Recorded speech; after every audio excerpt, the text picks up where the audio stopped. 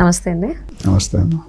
So generally real estate programmes ventures launch అప్పుడు pre launch అనడం లేకపోతే లాంచ్ ఆఫర్ అని చెప్పేసి అని బయర్ ఎవరైతే ల్యాండ్ ఓనర్స్ ఉన్నారో లేదంటే ప్రాజెక్ట్ ఓనర్స్ అని చెప్పుకుంటున్నారో వాళ్ళు అంటారు కదా. సో బయర్స్ అనేవాళ్ళు ఆఫర్స్ ఉన్నాయి కదా అని కొంచెం మొగ్గు చూపుతారు, అంటే ఇంట్రెస్ట్ చూపిస్తారు. అవును. సో అలాంటి ఆఫర్స్ మళ్ళీ తీసేసుకున్న తర్వాత తెలుస్తుంది మనం పప్పులో కాలేసాము, తప్పు చేసాము అనేసి. సో ఇలాంటి ప్రీ లాంచ్ ఆఫర్స్ అని కానీ లేకపోతే వెంచర్ లాంచ్ ఆఫర్స్ అని చెప్పినప్పుడు అలాంటి వాటిల్లో ఇన్వెస్ట్మెంట్ పెట్టాలి అనుకునేటువంటి వాళ్ళు ఎటువంటి జాగ్రత్తలు తీసుకోవాలి? ప్రీ లాంచ్ అనేది ఒక మాయాలోకం అండి.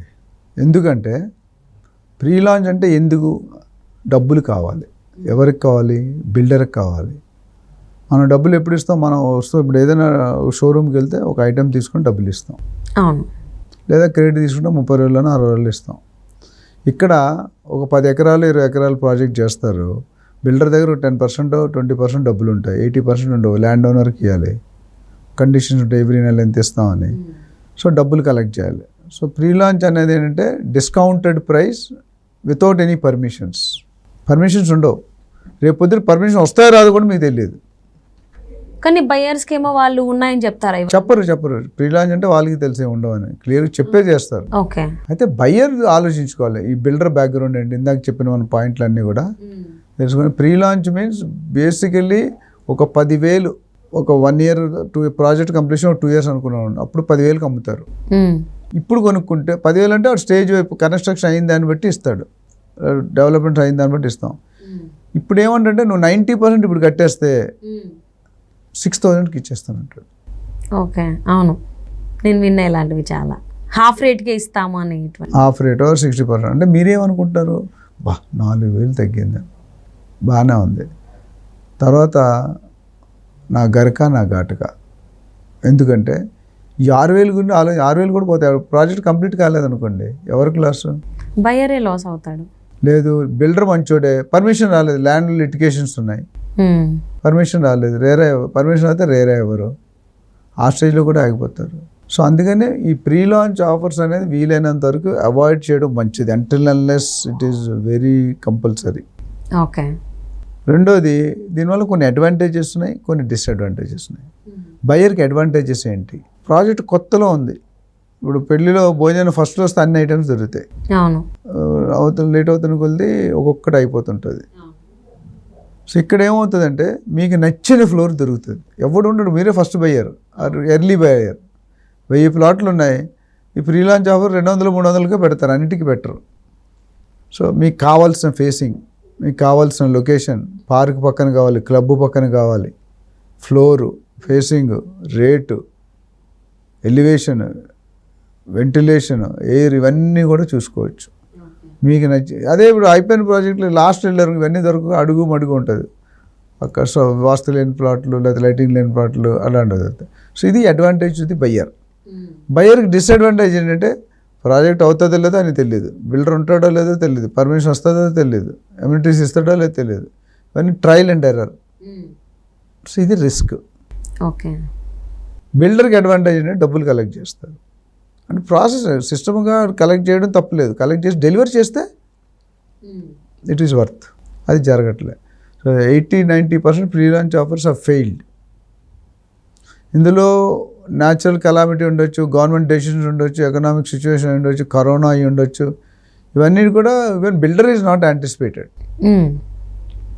బిల్డర్ కూడా యాంటిసిపేట్ చేయలేదు. ఓకే. అప్పుడు ఏమవుతుంది, పట్టుకుని మీరు ఇప్పుడు నాకు ఒక కస్టమర్ ఉన్నారు, నాకు ఫ్రెండే, నాలుగు స్పీకర్ వేరే దాంట్లో, ఆయన 1,55,00,000కి ఒక ఫ్లాటు ఈస్ట్ జోన్లో ఫైనల్, మంచి రెప్యూటెడ్ బిల్డర్. ప్రీ లాంచ్లో ఆయనకి 35 లక్షలు ఎంతో బెనిఫిట్ వచ్చింది. ఓకే. 90% ఇమ్మన్నారు. జస్ట్ ల్యాండ్ కొన్నారు అంతే, ఎక్వైర్ చేశారు, ఏమి పర్మిషన్ లేవు, ఏం ప్లానింగ్ లేదు. 3 నెలల్లో వస్తాయి సార్ అన్నాడు. 1 year అయింది, ఇంతవరకు రాలే పర్మిషన్స్. 90% ఇచ్చేసాడు. ఏం చేయాలి ఇప్పుడు ఆయన? సో ఆ డబ్బులు బయ్యర్ వెనకడగడానికి ఉంటుందా బిల్డర్ నుంచి? అడిగితే బిల్డర్ దగ్గర ఉంటే కదా ఇచ్చేది. బిల్డర్ ఆల్రెడీ యూజ్ చేశాడు దేనికో. డబ్బులు ఉంటాయండి మన దగ్గర, మీకు శాలరీ ఉంటుంది, ఏదో ఖర్చు పెట్టేస్తారు కదా.